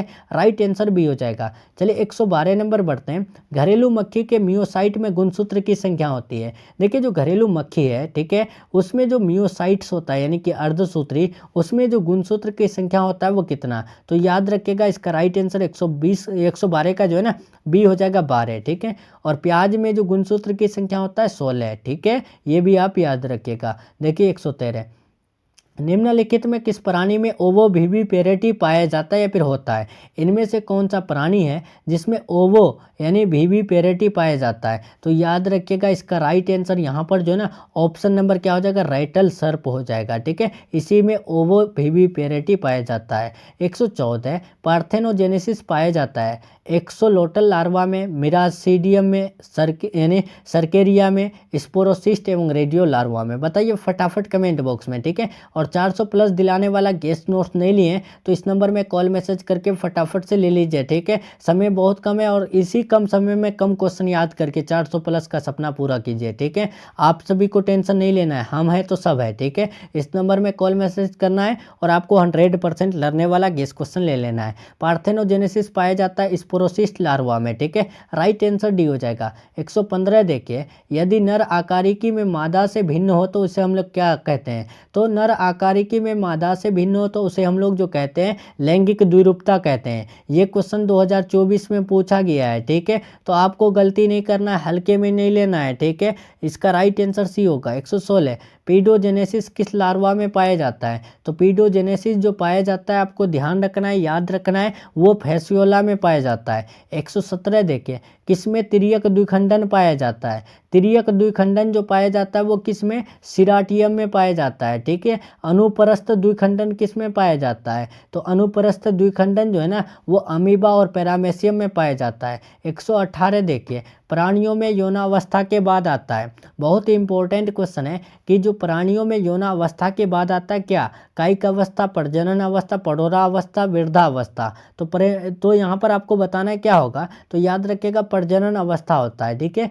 जो प्राणी होता है वो यौनावस्था के बाद जो है वो प्रजनन करने की अवस्था में आ जाता है, यानी कि रिप्रोडक्शन करने की अवस्था में आ जाता है। 119 देखिए, निम्नलिखित में कौन सा सही क्रम है? यहाँ पर इनमें से कौन सा सही क्रम है ये आप लिख कर ले लीजिए, इस साल आने वाला है, आपको नोट कर लेना है ये क्वेश्चन। देखिए जो सही क्रम होता है ना, आपको मैं यहाँ पर सीधे आंसर बता दूं। सबसे पहले युग्मनज का निर्माण होता है, तब संयुग्मन होता है, फिर युग्मज का निर्माण होता है, फिर भ्रूण का जनन होता है। ठीक है, राइट आंसर सी हो जाएगा। ठीक है, चलिए अब हम लोग चलते हैं 120 नंबर। पूछा गया है शब्द होमोथैलिक तथा यानी मोनोसियस का प्रयोग किसके लिए किया जाता है? तो मोनोसियस का जो हम लोग प्रयोग करते हैं यानी कि होमोथैलिक का, तो याद रखिएगा 120 का राइट आंसर ये हो जाएगा, यानी कि द्विलिंगी अवस्था के लिए। और जो डायोथियसियस का जो प्रयोग करते हैं ना वो एकलिंगी अवस्था के लिए। ठीक है, और मोनोसियस का द्विलिंगी अवस्था के लिए। तोता का सबसे अधिक उम्र कितना होता है? 121 का फटाफट कमेंट बॉक्स में बताइए। तो याद रखिएगा मैंने आपको बता दिया है कि तोता सबसे अधिक जो जीवित रहता है 140 साल। ठीक है, राइट आंसर डी हो जाएगा। 122 इनमें से कौन सा पौधा द्विलिंगी है? पपीता, खजूर, नारियल, इनमें से कोई दो। तो आपको पता है द्विलिंगी कौन होते हैं, तो आपको याद रखना है नारियल जो है यानी द्विलिंगी होता है। राइट आंसर सी हो जाएगा। 123 इनमें से कौन द्विलिंगी जानवर है? द्विलिंगी जानवर आपको बताना है केचुआ हाइड्रा जोक, तिलचट्टा एस्केरिस हाइड्रा, केचुआ एस्केरिस जोक और एस्केरिस तिलचट्टा हाइड्रा। तो याद रखना है आपको 123 का राइट आंसर ए हो जाएगा। जो केचुआ हाइड्रा जोक होता है ये द्विलिंगी जानवर है। ठीक है, 124 बढ़ते हैं। पूछा गया है अगुणित गुणसूत्र में पाया जाता है। देखिए अगुणित गुणसूत्र जो है किस में पाया जाता है? जाइगोट, युग्मक, या फिर भ्रूण या फिर बीज। तो आपको पता है जाइगोट किसको बोलते हैं? जाइगोट हम लोग जो है ना भ्रूणपोष को ही युग्मनज को कहते हैं। ठीक है, तो युग्मनज में जो होता है वो यानी द्विगुणित होता है, भ्रूण में भी द्विगुणित होता है, बीज में भी डिप्लॉइड होता है। तो यहाँ पर जो युग्मक होते हैं ये हेप्लॉइड होता है यानी कि अगुणित होता है। तो राइट आंसर भी हो जाएगा। देखिए 125 नंबर, किसी आवृत्त बीजी यानी कि एंजियोस्पर्म में कितने युग्मक परागनलिका में होता है? देखिए कोई भी आवृत्त बीजी एंजियोस्पर्म में जो युग्मक होते हैं तो वो कितने युग्मक परागनलिका में स्थित रहता है, मौजूद रहता है? तो याद रखिएगा 2 रहता है। ठीक है, चलिए 126 नंबर बढ़ते हैं। पूछा गया है किस अवस्था में शब्द डायोसियस का उपयोग होता है? इनमें से कौन से अवस्था में जो है शब्द डायोथियसियस का प्रयोग होता है? तो याद रखना है 126 का राइट आंसर बी हो जाएगा, एकलिंगी का। ठीक है, चलिए 127 नंबर बढ़ते हैं। पूछा गया है बांस जाति में पुष्पन होता है। तो बांस जाति में फ्लावरिंग जो होता है वो पूरे जीवन काल में एक बार होता है और 12 वर्ष में एक बार किस में होता है, तो स्ट्रोबेलेंथस कुंथियाना में होता है। ठीक है, आप ये भी याद रखिएगा, गलती नहीं कीजिएगा। ठीक है ना। चलिए तो 128 बढ़ते हैं प्यारे स्टूडेंट, हम लोग नज़दीक आ चुके हैं 200 क्वेश्चन के। ठीक है, फटाफट कर लेते हैं। ड्रोसोफिला यानी कि फ्रूट फ्लाई के म्यूसाइट में गुणसूत्र की संख्या होती है। तो ड्रोसोफिला के म्यूसाइट में गुणसूत्र की संख्या 8 होती है। ठीक है, चलिए 129 देखते हैं। घड़ियाल एवं मेफलाई का जीवन काल कितना होता है। तो देखिए घड़ियाल एवं मेफलाई का जो जीवन काल होता है ना वो 60 वर्ष 1 दिन होता है। ठीक है, राइट आंसर 129 का डी हो जाएगा। चलिए 130 नंबर देखते हैं। पूछा गया है नोट्स को आँख कहते हैं, जो निम्नलिखित में से किसमें नया पौधा बनता है। देखिए नोट्स को हम लोग आँख कहते हैं। ठीक है, जो निम्नलिखित में किसमें नया पौधा बनाता है, तो याद रखिएगा यहाँ पर 130 का डी हो जाएगा आलू। ठीक है, चलिए तो 131 नंबर क्वेश्चन की तरफ बढ़ते हैं हम लोग। पूछा गया है, बहुत इंपॉर्टेंट है, हवा के द्वारा होने वाले परागित फूलों को क्या कहते हैं। तो हवा के द्वारा होने वाले परागित फूल वायु परागित कहलाता है। ठीक है, 131 का भी हो जाएगा। 132 अनुन्मीलिय पुष्प निश्चित रूप से होते हैं, बताइए फटाफट से। अनुन्मीलिय पुष्प जो है निश्चित रूप से क्या होते हैं, स्वपरागित, परपरागित, ए और बी दोनों, इनमें से कोई नहीं। तो वो जो है ना स्वपरागित होते हैं। ठीक है, राइट आंसर ए हो जाएगा, यानी कि सेल्फ पोलिनेटेड होता है। ठीक है, याद रहेगा। चलिए 133 बढ़ते हैं। पूछा गया है एंटोमोफिलस पुष्पों में परागण का माध्यम होता है। तो एंटोमोफिली जो होता है वो किस में, चींटी, कीट, पक्षी, हवा, किसके द्वारा। तो याद रखिएगा 133 का राइट आंसर जो है ना ऑप्शन नंबर बी हो जाएगा, कीट के द्वारा होने वाले परागण एंटोमोफिली कहलाता है। राइट आंसर बी हो जाएगा। 134 परागकण होता है अगुणित, द्विगुणित, त्रिगुणित, चतुर्गुणित। तो बता चुके हैं परागकण द्विगुणित होता है। राइट आंसर 134 का बी हो जाएगा। चलिए 135 नंबर क्वेश्चन देखते हैं। पुष्पीय पौधों में लैंगिक जनन की खोज किए थे। देखिए जो पुष्पीय पौधे होते हैं तो उसमें जो है ना सेक्सुअल रिप्रोडक्शन की खोज किए थे, डिस्कवर्ड किए थे कौन, कोमेराडिन्स, नवास्चिन, स्ट्रॉसबर्गर, माहेश्वरी। तो याद रखिएगा वो है कोमेराडिन्स। ठीक है, राइट आंसर ए हो जाएगा। 136 देखिए टेपिटम का कार्य है। देखिए टेपिटम का क्या काम है, सुरक्षा, पोषण, शोषण, सभी। तो याद रखिएगा टेपिटम का काम है पोषण देना। ठीक है, राइट आंसर बी हो जाएगा। चलिए यहाँ पर 137 नंबर देखते हैं। अगुणित कोशिका के संयोजन की प्रक्रिया को क्या कहते हैं। देखिए जो हैप्लॉइड सेल है, ठीक है, उसका संयोजन होता है यानी कि फर्टिलाइजेशन होता है, तो उस प्रक्रिया को हम लोग जो कहते हैं ना सिनगेमी कहते हैं। राइट आंसर डी हो जाएगा। 138 देखें किस फल का बीजचोल खाया जाता है। तो देखिए इनमें से कौन सा फल है जिसका बीजचोल खाते हैं, जायफल, लीची, शरीफा, सभी। तो याद रखिएगा जायफल, लीची, शरीफा ये तीनों का बीजचोल खाते हैं।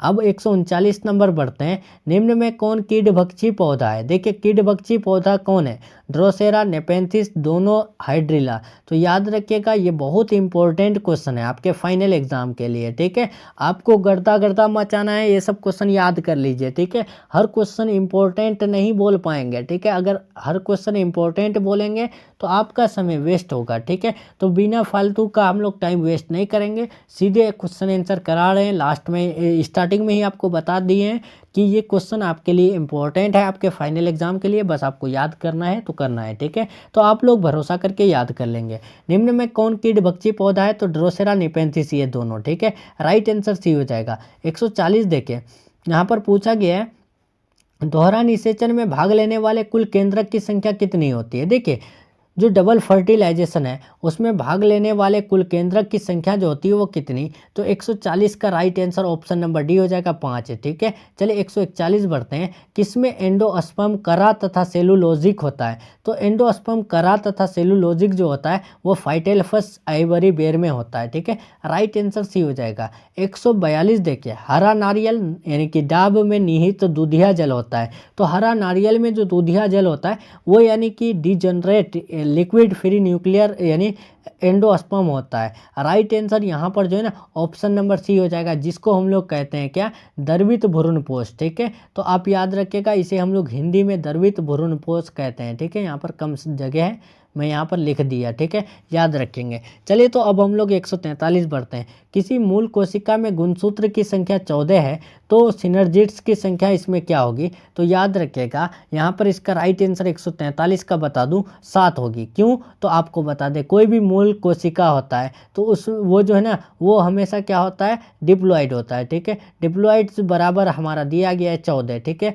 तो हैप्लॉइड का मान निकाल लेते हैं हम लोग, 14/2 तो 7 आ गया, ठीक है। अब लेकिन यहाँ सिनर्जिड्स पूछा है तो सिनर्जिड्स जो है ना वो हैप्लॉइड होता है, जो कि हैप्लॉइड का मान हमारा आ ही चुका है 7, ठीक है। राइट आंसर सी हो जाएगा। लेकिन यहीं पर भ्रूणपोष दे देता कि भ्रूणपोष की संख्या कितनी होती है, तो भ्रूणपोष आपको पता है ना क्या होता है, भ्रूणपोष जो है वो त्रिगुणित होता है, ठीक है, यानी कि 3n होता है। तो n का मान हमारा 7 आया, तो 3 × 7 करेंगे तो कितना आएगा, 21 आएगा, ठीक है। तो इसी प्रकार आपको आंसर लगाना है। चलिए यहाँ पर 144, मक्का में प्रोटीन युक्त एंडोस्पर्म होता है। तो देखिए मक्का में प्रोटीन युक्त एंडोस्पर्म जो होता है उसको हम लोग जो कहते हैं ना अल्यूरोन भित्ति कहते हैं। राइट आंसर डी हो जाएगा। 145 बढ़ते हैं। एक अर्धसूत्री कोशिका विभाजन से कितने नर युग्मक बनते हैं? देखिए एक अर्धसूत्री कोशिका विभाजन से जो नर युग्मक बनते हैं तो वो कितने, तो याद रखिएगा 145 का ए 4 होती है, ठीक है। 146 देखिए, एमएमसी में 24 गुणसूत्र होता है। देखिए मेगा स्पोर मदर सेल में 24 गुणसूत्र होता है, तो इसके एंडोस्पर्म यानी कि भ्रूणपोष में गुणसूत्र की संख्या क्या होगी? तो अब तो आराम से बता सकते हैं ना आप सभी, आपको पता है ना एमएमसी क्या होता है, माइक्रोस्पोर मदर सेल जो होता है वो क्या होता है, डिप्लॉइड होता है। तो डिप्लॉइड बराबर 24 दिया हुआ है, तो एन बराबर हमारा कितना आ जाएगा, यानी कि हैप्लॉइड बराबर हमारा 12 आ जाएगा। तो अब यहाँ पर एंडोस्पर्म का पूछा है यानी कि भ्रूणपोष का पूछा है, तो भ्रूणपोष क्या होता है, तो यहाँ पर सबसे पहले याद रखेंगे एन बराबर हैप्लॉइड बराबर 12 आया, तो एंडोस्पर्म 3 यानी 3n होता है, त्रिगुणित होता है। तो n बराबर हमारा 12 आया, तो 3 × 12 करेंगे तो आंसर कौन सा आएगा, 36 आएगा कि नहीं आएगा? राइट आंसर सी हो जाएगा। 147, आधुनिक भ्रूण विज्ञान के जनक है। देखिए आधुनिक भ्रूण विज्ञान के जनक कौन है, तो सीधे आंसर बता देते हैं आपको, वो है बॉर्नवीर, ठीक है। राइट आंसर डी हो जाएगा। चलिए 148, स्ट्रोबेलेंथस कुंथियाना नीलाकुरंजी 12 वर्ष में एक बार पुष्पीकरण से गुजरता है। विगत 2006 ईस्वी के सितंबर अक्टूबर में पुष्प लगा था। ये किस पहाड़ी क्षेत्र में पाया जाता है? बता चुके हैं, केरल और कर्नाटक में, ठीक है। राइट आंसर ए हो जाएगा। 149, देखिए एंडोस्पर्म द्वारा किसे पोषण दिया जाता है? तो भ्रूणपोष, एंडोस्पर्म को हम लोग क्या कहते हैं, भ्रूणपोष कहते हैं। तो भ्रूणपोष का मतलब क्या होगा, भ्रूण को पोषण देना। तो वही क्वेश्चन पूछा गया है कि इनमें से किसे जो है एंडोस्पर्म द्वारा पोषण दिया जाता है, तो भ्रूण को ही।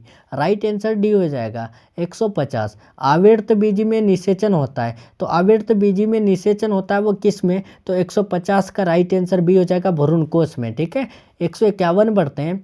निषेचन के बाद बीज के बीच आवरण जो है किससे बना होता है? जब निषेचन हो जाता है उसके बाद जो बीज के बीच यानी बीज के जो यानी मिडिल पार्ट में जो आवरण बना होता है तो वो किससे, तो 151 का राइट आंसर बी हो जाएगा, इंटेग्यूमेंट्स से, ठीक है। राइट आंसर बी हो जाएगा। निम्नलिखित में किसमें निषेचन के लिए आवश्यक है? देखिए इनमें से कौन है जो निषेचन के लिए आवश्यक है, कोरोला, ओव्यूल, कैलिक्स या फिर फल? तो याद रखिएगा 152 का राइट आंसर बी हो जाएगा, ओव्यूल, ठीक है, जिसको अंड भी कहते हैं हम लोग। 153 देखिए, एम्ब्रायो सेक के प्रवेश करते समय परागनलिका में होते हैं। देखिए एम्ब्रायो सेक यानी कि जिसको हम लोग हिंदी में कहते हैं भ्रूणकोष, ठीक है। तो भ्रूणकोष के प्रवेश करते समय परागनलिका में जो मौजूद रहते हैं वो क्या, तो याद रखिएगा 153 का ए हो जाएगा, 2 नर युग्मक मौजूद रहते हैं, ठीक है। 154 देखें, नारियल में तरल एवं गुद्देदार पदार्थ होते हैं। देखिए नारियल में तरल एवं गुद्देदार जो पदार्थ होता है तो वो क्या, भ्रूण, अंतःभित्ति दाना या फिर भ्रूणपोष, इनमें से कोई नहीं। तो याद रखिएगा 154 का सी हो जाएगा, भ्रूणपोष, ठीक है। चलिए 155 नंबर देखते हैं। पूछा गया है मनुष्य की प्राथमिक शुक्राणु कोशिका में यानी कि प्राइमरी स्पर्मेटोसाइट में ऑटोसोम की संख्या क्या होती है?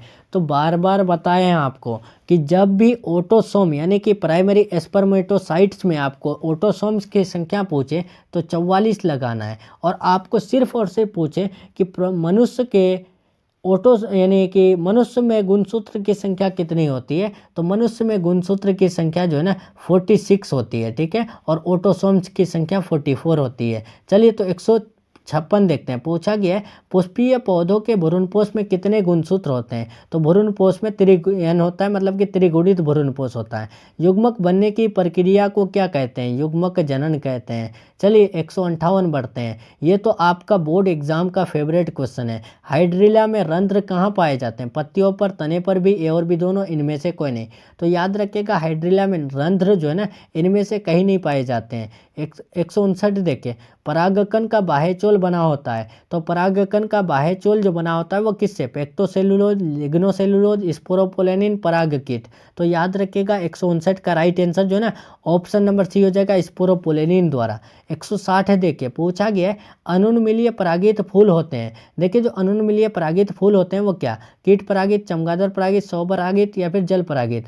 तो याद रखिएगा वो स्वपरागित होता है, सेल्फ पोलिनेटेड होता है। 161 देखिए, अंड समुच्चय बना होता है। देखिए जो अंड समुच्चय बना होता है वो किससे, तो याद रखिएगा वो अंड कोशिका और सहायक कोशिका दोनों से बना होता है। राइट आंसर सी हो जाएगा। चलिए 162, पानी द्वारा पर परागन को क्या कहते हैं। तो पानी द्वारा होने वाले पर परागन को जल परागन कहते हैं। राइट आंसर भी हो जाएगा। हवा के द्वारा होने वाले परागन को हम लोग वायु परागन कहते हैं। कीट के द्वारा होने वाले परागन को कीट परागन कहते हैं। ये सब क्वेश्चन तो हलवा क्वेश्चन है, याद रखिएगा। 163 देखें, कायजमा किस अवस्था में बनता है। देखिए मेरा एनर्जी कम नहीं हुआ है तो आपको भी एनर्जी कम नहीं करना है, ठीक है। आपको आंसर जो है ना देते चलना है, ठीक है। ऐसा लगना चाहिए अभी तक आप लोग फाइनल एग्जाम दे रहे हो, ठीक है।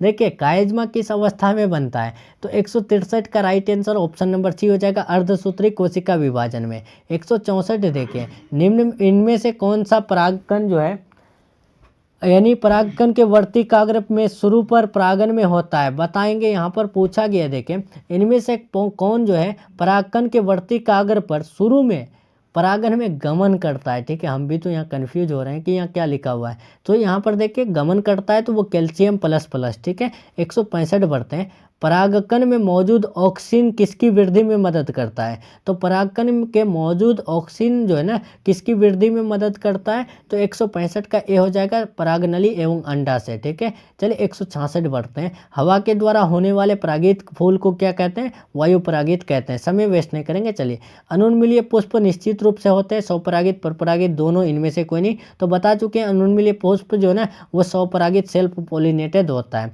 168 देखिए, एंटोमोफिलस पुष्पों के परागकण के माध्यम में होता है, बताएंगे यहाँ पर इसका राइट आंसर क्या होगा। जो एंटोमोफिलस पुष्प होता है उसमें परागन का माध्यम जो होता है वो क्या, तो याद रखिएगा इसका राइट आंसर कीट हो जाएगा, ठीक है। नेक्स्ट चलेंगे प्यारे स्टूडेंट 169 नंबर, ठीक है। उससे पहले अगर आप सभी चैनल से नए जुड़ रहे हैं चैनल को फटाफट सब्सक्राइब कर लेंगे, ठीक है। वीडियो पसंद आए प्लीज़ लाइक कर देंगे। और 100% लर्ने वाला अगर गेस्ट नोट्स चाहते हैं तो इस नंबर में कॉल या मैसेज करके ले सकते हैं, ठीक है। चलिए तो अब हम लोग यानी 169 देखेंगे, परागकण होता है क्या अगुणित होता है, द्विगुणित होता है, त्रिगुणित होता है, चतुर्गुणित होता है, क्या होगा इसका राइट आंसर बताइए। तो इसका राइट आंसर क्या होगा, याद रखिएगा जो परागकण होता है वो क्या होता है। तो 169 का राइट आंसर जो ना ऑप्शन नंबर बी हो जाएगा, द्विगुणित होता है, ठीक है। चलिए 170 नंबर देखते हैं, पुष्पीय पौधों में लैंगिक जनन की खोज किए थे कोमेराडिन्स, नवास्चिन, स्ट्रोसबर्गर, माहेश्वरी। तो याद रखिएगा पुष्पीय पौधों में लैंगिक जनन की खोज जो किए थे वो कौन किए थे। तो 170 का ए हो जाएगा, कोमेराडिन्स ने, ठीक है। 171 देखिए, टेपेटम का काम क्या है। देखिए प्यारे स्टूडेंट जो टेपिटम का काम होता है वो क्या, सुरक्षा देना, जो कि बिल्कुल गलत है। टेपिटम का काम होता है भ्रूण को पोषण देना, जो कि बिल्कुल राइट है।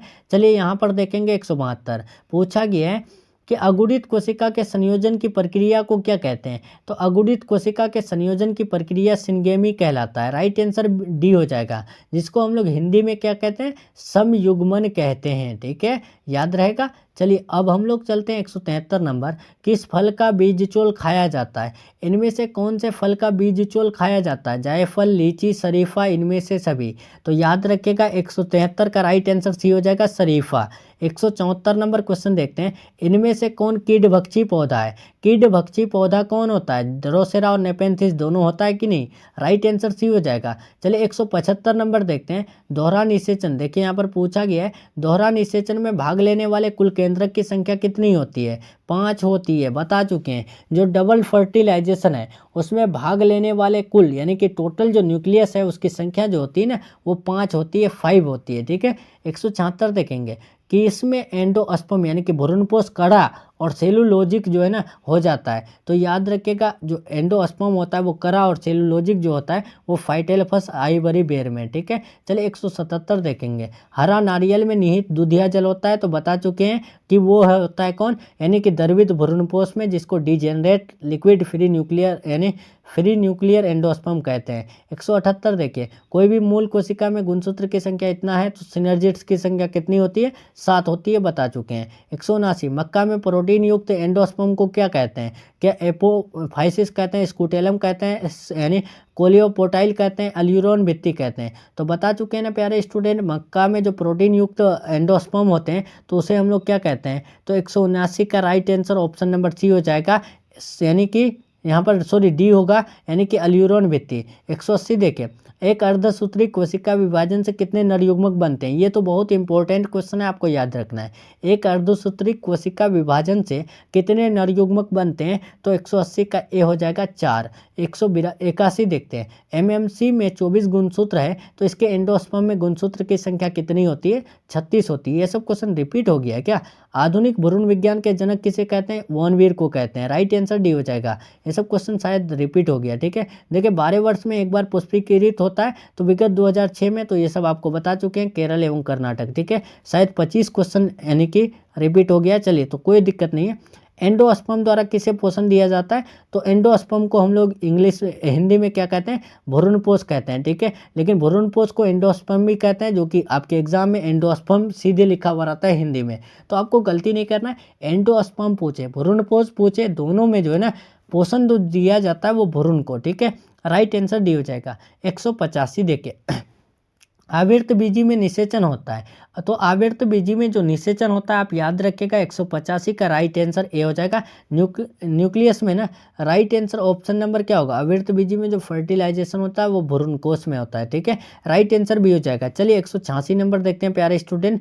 निषेचन के बाद बीज के बीच आवरण किससे बनता है? तो 186 का राइट आंसर ऑप्शन नंबर जो है ना डी हो जाएगा, चलाजा यानी कि रीजन डे में, ठीक है। राइट आंसर डी हो जाएगा, ध्यान रखना है, ठीक है। निषेचन के बाद बीज के बीच आवरण किससे बनता है? इंटेग्यूमेंट्स से बनता है यार। राइट आंसर बी हो जाएगा, गलती हो रहा है, क्या है?